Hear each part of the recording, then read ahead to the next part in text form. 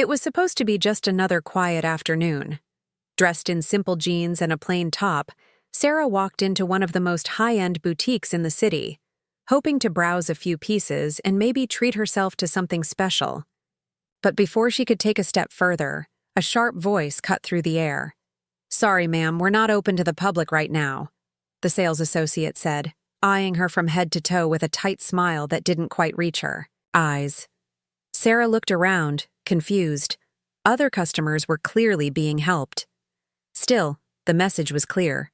She didn't look like she belonged. What the boutique staff didn't know was that Sarah wasn't just any ordinary woman.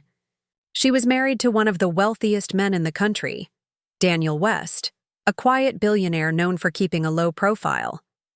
Sarah had never needed flashy jewelry or designer labels to feel important. But this time, something shifted. She didn't say anything to the staff.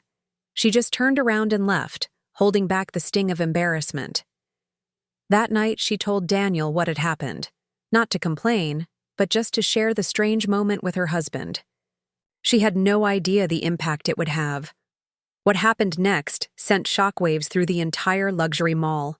Staff members who had once turned up their noses were suddenly scrambling. Rumors spread like wildfire. Because Daniel didn't just file a complaint and he didn't demand an apology. He made one phone call. And within days, the entire landscape of that upscale shopping center changed. Forever. So how did one quiet woman's experience spark a chain of events that left an entire mall in awe? And what did Daniel really do behind the scenes? Stay with us, because this story is far from over. Daniel West wasn't the type of man who made a scene. In fact, most people who passed him on the street wouldn't recognize him. He didn't wear tailored suits every day or travel with a fleet of security guards. But what he did have was quiet power, the kind that could shift entire industries with a single decision. When Sarah told him about what happened, he didn't show anger. He simply listened, his face calm, but his mind already working. Sarah, on the other hand, had brushed it off. She wasn't someone who cared much for appearances. She'd grown up in a small town, raised by a single mom who taught her the value of kindness over status. Shopping at a fancy boutique wasn't her usual scene, but she had gone in with an open heart. That's what made the rejection sting a little more. It wasn't about being denied service, it was the judgment, the way she was made to feel invisible. Like she didn't matter. Meanwhile, Daniel quietly called his legal team the next morning. He asked them to dig into the ownership records of the luxury mall. Within hours, he knew everything: who owned what, how the leases were structured, and which properties were open for acquisition. What he saw was an opportunity. Not for revenge, but for change. Back at the boutique, the staff carried on as usual. The manager, who had given Sarah the cold shoulder, joked about people walking in off the street. They had no idea who she was, or that the man who could sign away their future had already set a plan in motion. Shoppers came and went, sales were made, but behind the scenes, quiet negotiations had already begun. Whispers started to surface. People noticed new faces visiting the mall. A few store owners got unexpected calls. Something big was happening, but no one knew just how big. Not yet. A few days passed, and the boutique carried on like nothing had happened. New arrivals were displayed in the front windows, and high-end customers came in for private fittings and personal shopping sessions. The staff still whispered about the woman in plain clothes, laughing it off as just another awkward moment. But in the background, their world was beginning to shift, and they didn't even know it. Daniel had reached out to a quiet but powerful real estate group he often worked with. They operated under different names, handled everything discreetly, and were known for closing deals fast. Within a week, offers had been made on several properties in the luxury mall. Not just stores, entire sections of the shopping complex. Some owners accepted immediately, drawn in by the generous prices. Others hesitated, but Daniel didn't pressure anyone. He didn't need to. He knew the market, and he knew how to wait.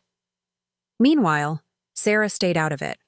She didn't ask questions, didn't press for updates. She wasn't trying to prove a point.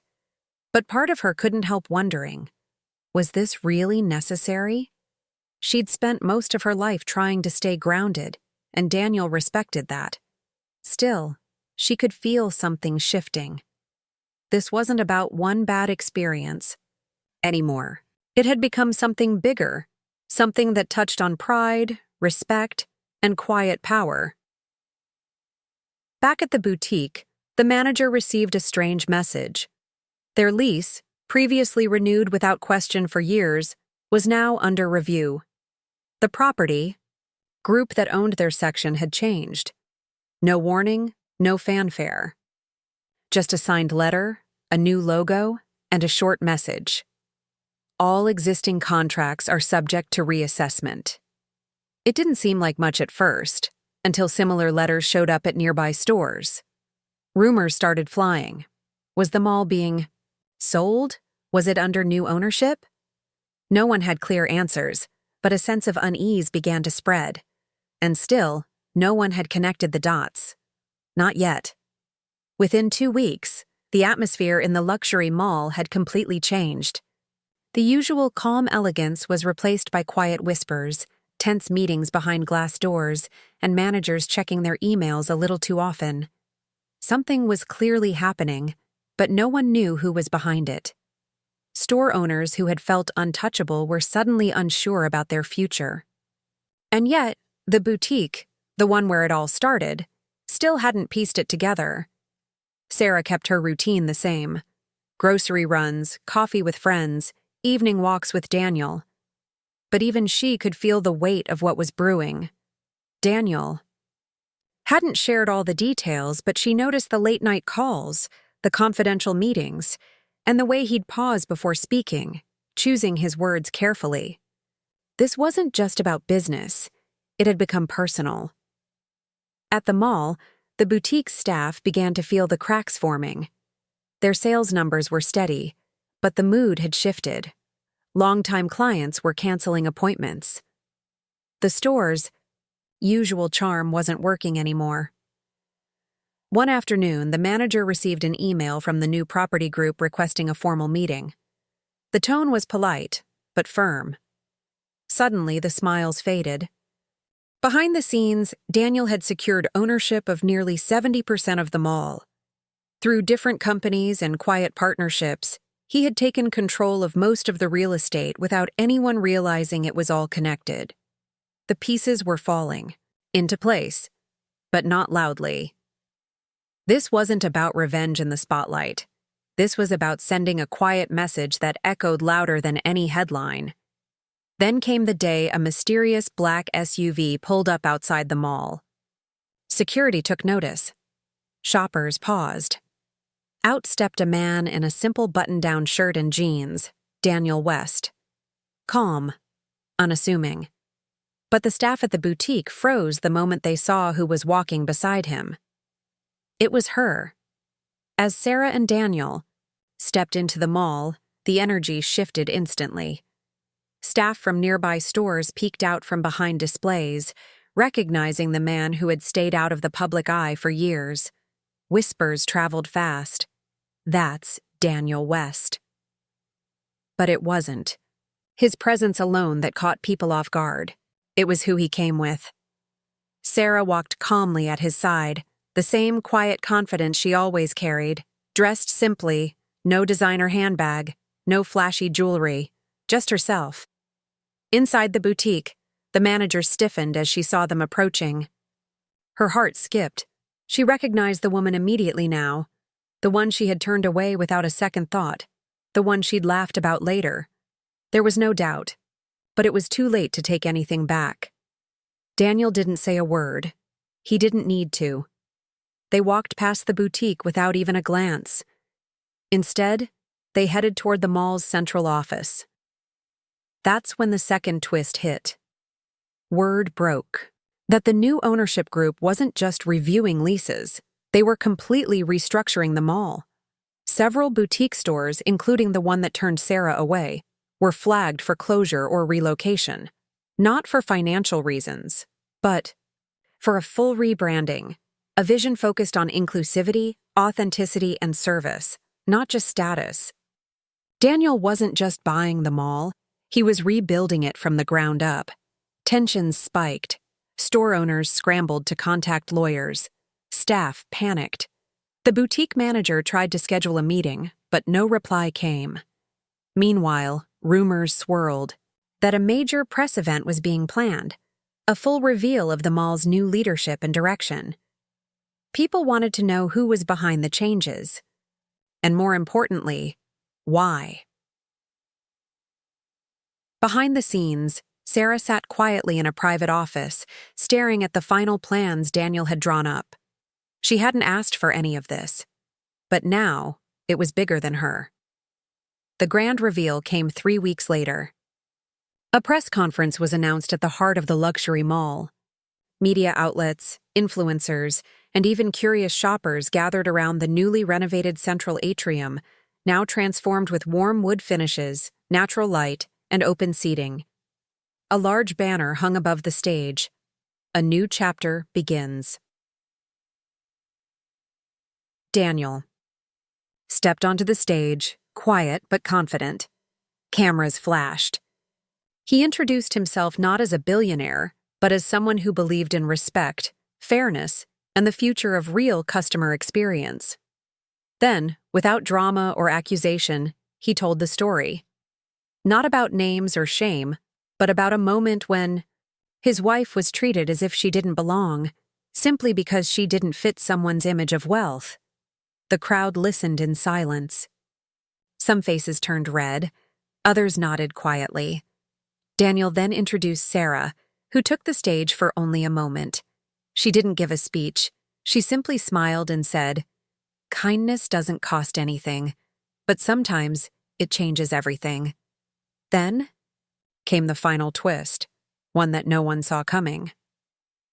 Daniel revealed that the boutique that had refused Sarah service would remain in the mall, but under new management. He had quietly offered the lease and full ownership of the store to someone else. A woman who had once been turned down for a job there because she didn't have the right look. She stepped forward now, smiling through tears. Her name was Mia. She had been working retail for over a decade, often overlooked, always professional. Now, she was the new owner of the space, free to rebuild it with her own vision. The crowd erupted. The boutique staff stood frozen in the background, watching everything they'd once controlled slip from their hands. And just like that, the mall didn't just belong to the rich. It belonged to the right kind of people, those who remembered where they came from. After the press conference, the mood around the mall completely shifted. Shoppers who once felt out of place now walked the halls with ease. Employees who had worked hard for years without recognition finally felt seen. And as for Mia, she poured her heart into rebuilding the boutique. Gone were the cold stares and exclusive attitudes. In their place, warm welcomes, honest service, and a sense of belonging. The store saw a rise in traffic almost instantly, not just because of the media attention, but because people felt the difference the moment they stepped inside. Sarah visited, quietly from time to time, always with a smile, always unnoticed by most. She didn't want praise. She just liked seeing the change, feeling the shift in energy. The mall that once judged her for her clothes now reflected her values: humility, kindness, and real connection. Daniel, true to his nature, faded back into the background. He didn't need the spotlight. His message had already been delivered, not through anger or confrontation, but through action. The mall was now a blend of high-end shops and local businesses, giving new opportunities to people who had long been overlooked. A place once known for luxury now stood for something deeper. The boutique's former staff eventually moved on. Some found new positions. Others reflected on what had happened. Not all held on to their pride. Some even admitted they'd learned something from it all. In the end, the story wasn't about revenge. It was about quiet strength, about using influence to create something better. Sarah never raised her voice, and Daniel never needed to throw around his name. But their actions spoke louder than anything they could have said, and maybe that's the real takeaway. Sometimes, the biggest power move isn't to shout or show off, it's to lift others up and let your actions speak for themselves.